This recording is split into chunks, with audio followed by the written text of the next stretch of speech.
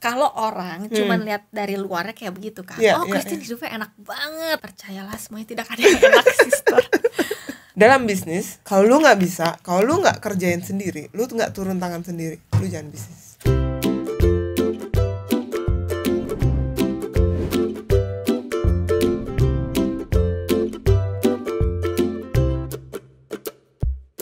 Hi there, welcome to my channel. Meet ordinary people with extraordinary stories. If you like this video, hit the like button.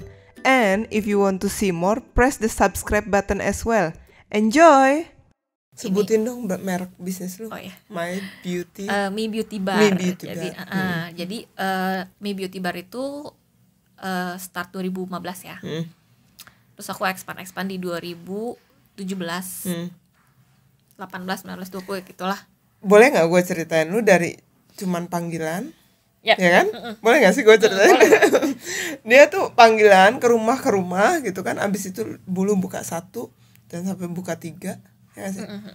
Pertamanya bukan buka 1, buka di rumah aku di Jakarta, di living room lah. Iya, di living room. Terus udah gitu 1 kan, terus expand 2. Me Beauty sendiri bisnisnya apa sih? Kalau Me Beauty Bar itu khususnya sih di sulam alis, bulu mata, facial, waxing, ada kuku juga. My Beauty Bar. Oh, Me Beauty Bar. Me Beauty Bar. Kenapa namanya itu? Me Beauty Bar itu sebenarnya Mi itu dalam bahasa Korea itu cantik. Oh, Mi, cantik. Itu kayak sebenarnya hancenya Chinese juga Mi itu kayak artinya cantik gitu. Sebenarnya tadinya namanya Christine Carolina Studio, cuman aku pikir aku ingat. Kayaknya aku punya visi kayak aku bakalan punya one stop beauty lounge atau one stop beauty place gitu. Jadi aku pikir kayak kalau studio atau nama aku kayaknya mungkin kayak aku pengen yang kayak bisa orang mengingat nama itu sebagai brand. Itu sebagai brand ya. Kalau itu kan sebagai kayak aku gitu kayak kayaknya lebih enak kayak ada brand sendiri gitu. Jadi aku rebranding di 2016 apa 17 deh pokoknya antara itu sih. Masa pandemi ini tutup semua. Iya, jadi satu lagi. Wow. Gitu. Terus jadi di selama tutup 5 bulan itu ya kenapa 5 bulan karena aku masih kayak gak mau risking others life karena kan ini mainannya nyawa ya, apalagi dulu waktu awal kita belum tahu penanganannya, ini virus seperti apa, terus cara kita untuk mencegah tuh seperti apa, kan itu masih awam banget kan. Jadi kayak aku masih mikir ya kayaknya lebih baik semua aman dulu. Lebih baik kayak staff aku semuanya aman dulu. Udah kita berhenti dulu. Masa semua orang juga susah. Bukan cuman Me Beauty Bar aja, bukan cuman beauty salon aja, tapi seluruh dunia itu kan lagi susah. Kalau misalnya kayak kita mikir dari segi bisnis, aku pasti akan langsung close down kemarin kan, makanya aku close down semua. Terus aku pikir kayak bakalan buka lagi atau enggak, aku malah nggak tahu loh waktu dulu itu kayak kalau kayak gini bisa buka nggak ya kayak. Karena dari Februari itu sebenarnya aku udah tahu udah outbreak di luar kan, cuman di Indo kita masih belum ngerti lah ya, belum di decide kalau itu tuh emang udah masuk Indo. Karena di Februari itu aku masih Singapura sama Korea. Nah di sana tuh udah benar-benar kayak sepinya setengah mati, kayak Incheon Airport tuh tersepi yang pernah aku datengin karena di airport itu cuman kayak flight aku doang. Sampai aku shock, bener-bener imigrasi lancar banget. Di Singapura juga waktu kita landing karena aku ngantar Oma berobat ya. Oma kan berobat, jadi kita keluar paling terakhir kan karena wheelchair. Itu benar-benar di Changi cuma kita bertiga doang di imigrasi, gak ada lagi. Wow. Sesepi itu sampai kayak wah seserem ini ya ternyata corona ya. Aku baru ngerti gitu. Wow, seserem ini ke Singapura itu awal Februari. Akhir Februari aku ke Korea. Wow, seserem ini ya. Myeongdong yang biasa kayak sempit banget, full kosong. Toko-toko tutup jam 7 udah sepi, malam udah sepi. Terus satu store bener-bener kayak cuma satu staff, di jalan bener-bener sepi banget. Aku mikir bisa buka lagi nggak ya nih beauty aku gitu ya. Cuman akhirnya di bulan Agustus tuh aku sempat rehire 2 staff yang masih sampai sekarang. Jadi kalau aku setelah 5 bulan, tunggu boleh saya cut. Maret, April, Mei, Juni, Juli, Agustus. And then di Agustus kamu baru start lagi.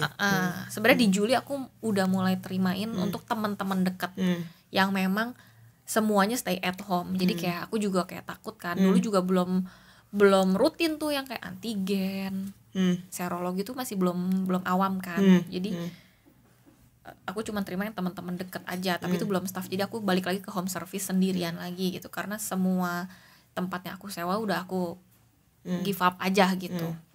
How is your husband dengan karirnya kamu? Dia lebih suka kayak aku ya kerja aja gitu dengan kesibukan kamu. Kemarin tuh waktu sempat awal corona dia kayak kasihan kalian nggak tahu, kayak karena bisnis kecantikan bener-bener mati banget kan ketika corona itu. Berapa bulan aku nggak kerja? Ada. Aku 5 bulan. Wow. Nggak kerja. Jadi 5 bulan aku tutup. Laki aku terus bilang kayak, lu gak ada kerja pulang Bandung aja deh, kasihan gue liat nggak kerja. Terus kayak lu ngapain kayak kata dia ngomong gitu kan, kayak ya karena emang udah biasa ngeliat aku kerja. Kalau misalnya aku pun sendiri aku nggak kerja stres banget, karena aku nggak kerja meriang. Kayak semua dirasain ya. Pegal-pegal. Kalau kerja enak badannya, dapat cuan kali, jadi semangat. Kalau di rumah jadi meriang, sakit kepala, panas lah apa. Badan gue ada apa gimana? Wow, kenapa 5 bulan? Jadi dari Maret itu kan terakhir salon beroperasi gitu kan. Terus Maret itu kan di Jakarta udah outbreak, udah red zone di selatan. Terus ada satu cabang aku di Jakarta Selatan juga. Jadi otomatis pasti apa ya? Jadi dari semua appointment itu yang batalin 70%. 30 apa di bawah 30, pokoknya sepi banget. Yang kayak tadinya mereka udah booking semua cancel. Klienku juga sama, kan ya maksudnya Jakarta nggak cuma selatan doang ya, jadi semua ngefek. Jadinya semua appointment di semua cabang itu kan aku ada 3 waktu itu cancel semua. Jadi kayak wow. So dari Agustus sampai sekarang berarti lu merintis lagi dari awal. Yes. Tapi lebih mudah karena kan aku udah ada customer. Iya, udah ada klien. Kalau dulu emang dari from scratch. Kalau sekarang mirip sih, tapi nggak se-struggle dulu. Sedih ya? Dibilang sedih ya sedih, semua orang juga sedih ya karena keadaan seperti ini gitu. Cuman kalau aku lebih mikirnya, oh ya udah, yang penting gue bangkit. Jangan kayak sedih-sedih terus nanti jadinya nggak bangkit gitu. Di tengah-tengah kesedihan, mau kebangkitan, lu bikin apa aja tuh? Selama 5 bulan itu. Gue pernah dengar bikin kopi. Sempat ya kan? Aku kan kayak buka kopi juga sih. Jadi di selama pandemi ini aku ada buka bisnis kopi. Aku ambil franchise kopi sih sebenarnya, karena aku juga nggak mau yang ribet, ngulang dari awal semuanya. Terus sempat aku jualan masker date sendiri kayak gitulah. Sebenarnya itu lebih kayak ngisi waktu luang karena supaya aku nggak stres aja. Terus 5 bulan itu ya udah cuma ngerjain itu doang, masker. Dan paling jadi gini, sebelum pandemik itu aku mau ada buka kayak Brazilian Jiu-Jitsu, MMA gitu, karena emang kalau sebelum corona itu prospeknya bagus banget kan. Nah jadi ketika kita mau soft opening nih Maret PSBB, wow. Jadi kita tutup juga dan baru buka Juni kalau nggak salah. Tapi bulan berapa tuh yang sempat naik lagi, kita PSBB lagi, tutup lagi gitu kan. Jadi ya begitulah. 1, 2, 3 itu udah terhalang. Iya, dan semuanya, dan salon sama Jiu-Jitsu ini fisik banget kan. Jadi sampai sekarang itu masih segmented banget untuk orang-orang yang mau join gitu ya. Dan untuk kopi sendiri waktu PSBB sih lumayan ramai karena literan kan. Cuma setelah mereka udah nggak WFH lagi kan, sekarang udah nggak WFH ya. Jadi untuk trafficnya lumayan turun lagi gitu. Dari Advanced Brazilian? Ya, Advanced Brazilian Jiu-Jitsu. So you will be continue or not? Lanjut. Sekarang masih lanjut, masih buka juga. Jadi itu sebenarnya sih aku dan partner sih. Jadi ya aku suami dan partner kita kayak bikin gitu. Lebih di handling partner sih sebenarnya, karena kan emang dia teachernya juga kan, coachnya juga gitu. Kitchen Hub next? Kitchen Hub itu brand baby kita, asik brand. Ini baby kita yang baru, Kok kesannya lu nggak pernah sulit sih? 5 bulan kesulitan tutup My Beauty Bar beauty. Kalau orang cuman lihat dari luarnya kayak begitu kan, Christine hidupnya enak banget. Ini tutup, ini buka, ini tutup, ini buka. Lu tutup ini lu bisa buka ini. Iya. percayalah semuanya tidak ada yang enak sister. Karena sebenarnya kan aku bukan tipe yang nunjukin aduh aku capek nih, aku sedih apa segala. Masa kayak ya udah biar orang lihat yang happy aja, masa supaya positive vibes-nya tuh nular. Kalau kita kayak grumpy terus kayak di sosmed kita kayak ngasih tahu kita tuh susah banget, terus kita nangis dikasih tahu di sosmed, what for? Orang juga cuman lihat lu mah ini ya paling cuman dinyinyirin atau kayak orang cuman oh ya kasihan ya cuman gitu doang gitu, nggak ada lagi yang bisa kita lakuin gitu kan.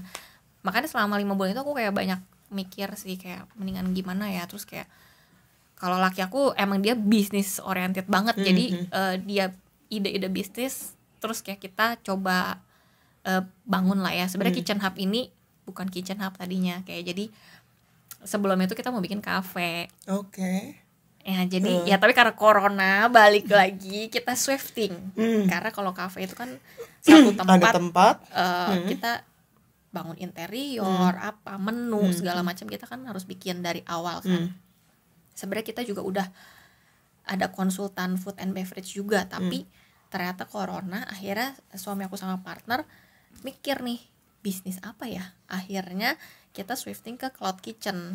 Jadi satu tempat kita akan kasih space, di tempatku sih bakal ada 16 kitchen, itu akan disewain juga gitu. Itu bakal di Jakarta, Bandung? Kita bakal start dari Bandung, jadi di Jakarta justru gak ada. Jadi kita startnya dari Bandung, mungkin akan expand di Bandung juga sih. Jadi lebih kayak nyewain tempat dan everybody can doing something in there. Ya, like jadi food kayak court? Mirip gitu, tapi kita dari satu pintu dan kayak sebenarnya kita bakalan fokusnya ke online order dulu, tapi kita ada rencana bakal ada dine in juga karena di depan itu si outdoor space-nya bisa kita pakai buat dine in. Karena sekarang orang pada pengennya makan di luar ya, nggak mau dalam gedung ruangan. Bisa jadi. Terus kayak dalam gedung juga penuh dapur kan gitu. Jadi di dalam gedungnya itu dapur, ada 16 dapur, di luar kita akan bikin outdoor dine in gitu. Ya lu sendiri tetap fokus sama My Beauty Bar. Aku tetap fokus dengan karyawan yang sisa ini. Dan yang lainnya bareng sama laki lu kerja sama dan partner gitu. Ya, dan partner. Dalam bisnis. Kenapa nih? Ini mau nanya apa nih? Dalam bisnis apa yang bikin orang kapok? Pasti ya kalau bisnis tutup, bisnis gagal, rugi. Lu udah begitu dan lu nggak kapok. Bandel aja orangnya gitu, enggak ding. Jadi pas ya enggak jadi. Masa awal-awal juga aku pasti ada yang namanya orang baru bisnis kan, apalagi aku bukan base-nya dari manajemen atau kayak bisnis bisnis field gitu. Awal-awal ya aku nangis-nangis lah sama laki aku juga. Cuman kan aku nangisnya cuma sama laki, enggak kayak aku sebar-sebarin gitu. Kayak susah-susahnya aku kasih tau ke dia kayak, terus dia karena tipenya super cuek bilangnya kayak ya udah lu mau nangis terus. Ya masa lu nangis terus juga gak akan ngubah keadaan lu gitu. Kayak oh iya juga ya. Terus kayak misalnya ada masalah, aduh gila kok ini gini-gini banget ya.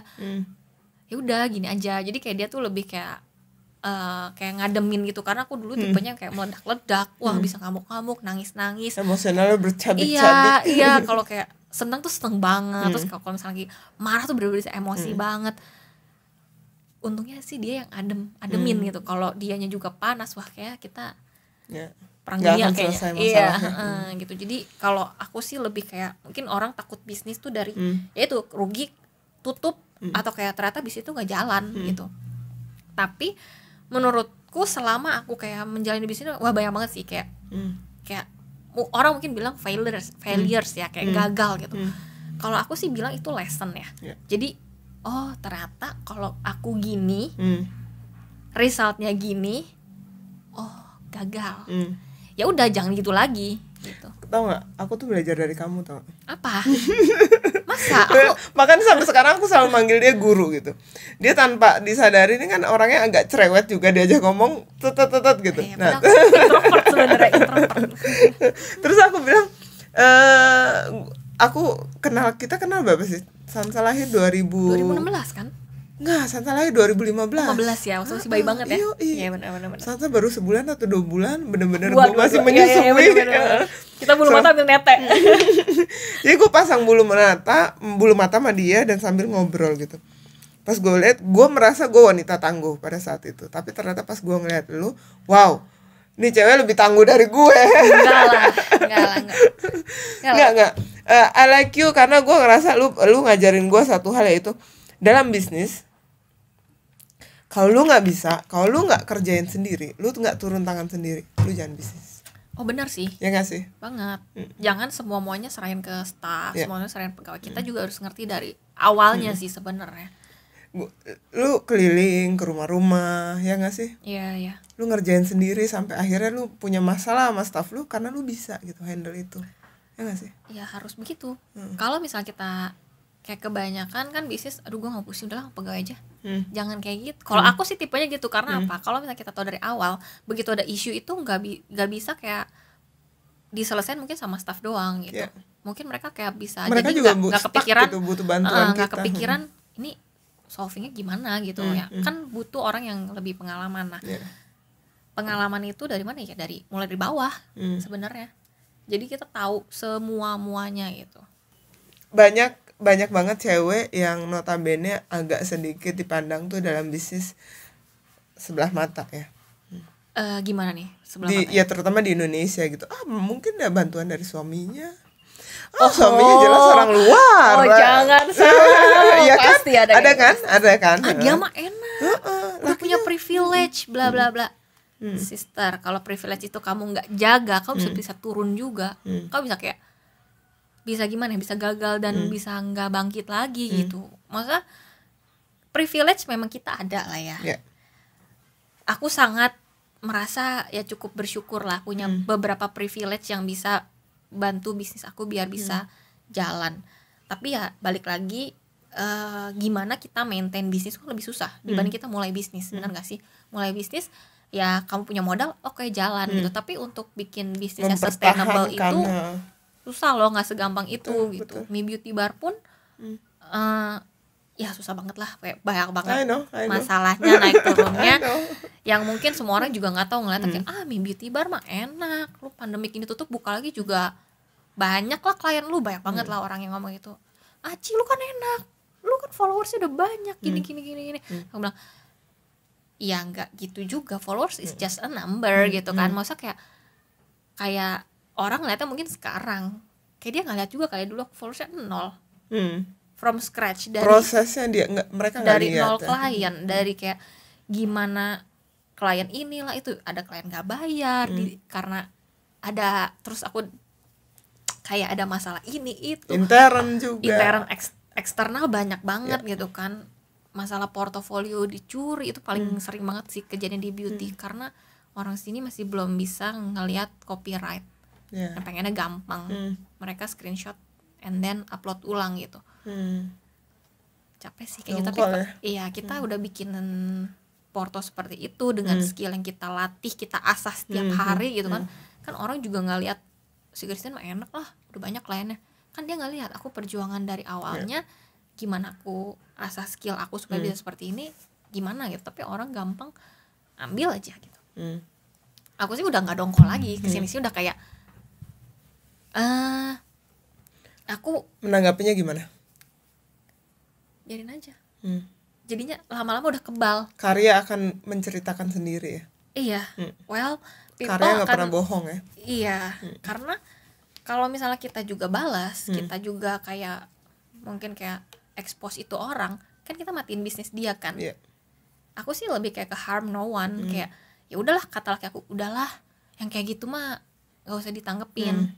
Akan ada orang kayak gitu, lu mau suruh dia tutup, lu bisa kayak close lagi orang lain yang ngopi-ngopi karya lu gitu kan. Iya sih, jadi lama-lama dari tadinya nangis-nangis, emosi, lama-lama suka ada yang justru kadang-kadang aku kayak bersyukur, wah follower aku bilang, Ci kayaknya ini foto kamu deh Ci, kayaknya video kamu deh Ci, aku lihat di Instagram Cici gitu kan. Terus kayak pas aku lihat Instagramnya, oh iya benar. Ya kadang kalau misalnya aku sih pasti DM ke dia gitu kan, kayak aku pasti tegur dulu nih. Ada yang langsung ngeblok, ada yang nyolot, ada yang bilang aku pencemaran nama baik, ada yang bilang aku yang nyuri. Nggak ada tuh yang baik sama lu, nggak ada. Ada yang nasehatin, makanya Ci pakai watermark dong biar nggak dicolong.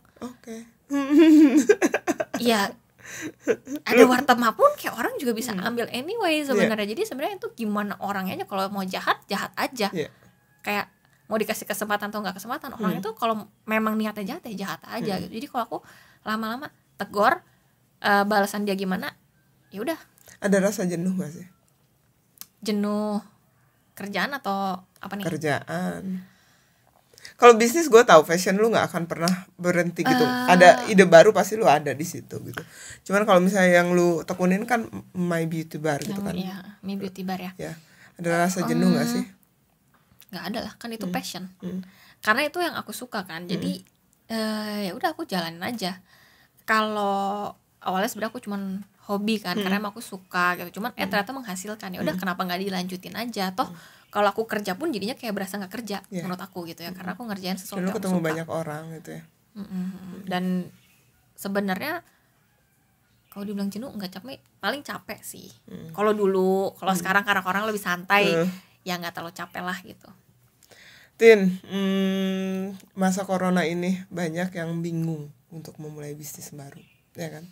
Bingung modal, bingung koneksi, terus udah gitu bingung harus memulainya gimana, terus udah gitu kayak lu punya nasihat nggak buat mereka yang mau mulai bisnis?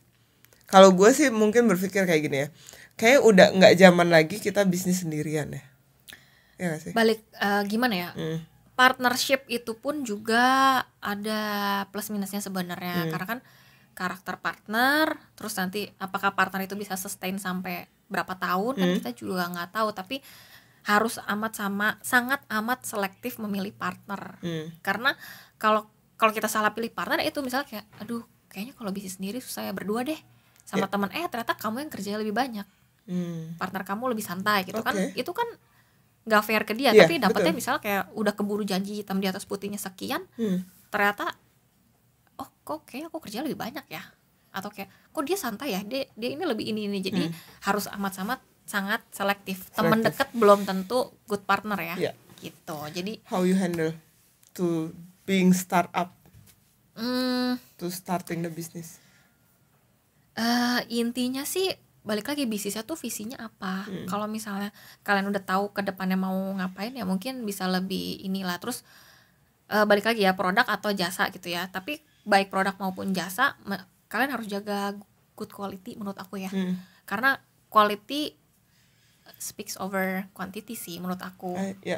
Soalnya balik lagi kalau aku karena aku sebenarnya lebih lamanya di beauty kan. Kalau untuk F&B ini kan sebenarnya aku masih baru, jadi aku juga masih meraba-raba, masih banyak belajar gitu. Kalau di beauty tuh ya kalau aku bisa bilang, kalau misalnya kamu mau kayak price war, kayak saling murah-murahan, ya silakan. Tapi ntar nggak lama bisnis kamu bisa bangkrut gitu, karena kamu nutup modal aja nggak bisa karena lu ikutin price war orang. Tapi kalau misalnya orang bilang ya enak latihan, kamu kan udah punya nama, udah punya ini loh, kan aku juga dari nol, tapi aku juga nggak price war kayak gitu gitu. Masa tapi kualitasnya aja. Kalau misalnya emang mau price war ya kualitinya coba dijaga. Jadi once kamu harga udah naik, tuh orang balik lagi ke kamu, karena dia nggak akan menemukan yang seperti kamu di tempat lain gitu. Exactly. Menurutku sih quality over quantity sih. Itu yang laki aku juga bilang ke aku, kayak aduh gimana ya kok ini jual murah banget ya, karena kayak kita sebagai business owner pasti kayak mikir juga. Cuman kayak kata dia, ya kalau kamu mau ikut price war terus ya nggak akan habis. Akan banyak orang yang terus akan mulai kayak gitu. Kalau enggak lu mau jadi murahan. Iya. Kalau mau jadi middle dan up gitu. Iya, sekalian gitu kayak. Jadi kita harus target market kita sudah di set gitu, maunya ke level apa. Good, thank you. Makasih banyak. Mudah-mudahan ini bermanfaat buat anak-anak muda ya. Amin. Dan bisnisnya makin lancar. Thank you.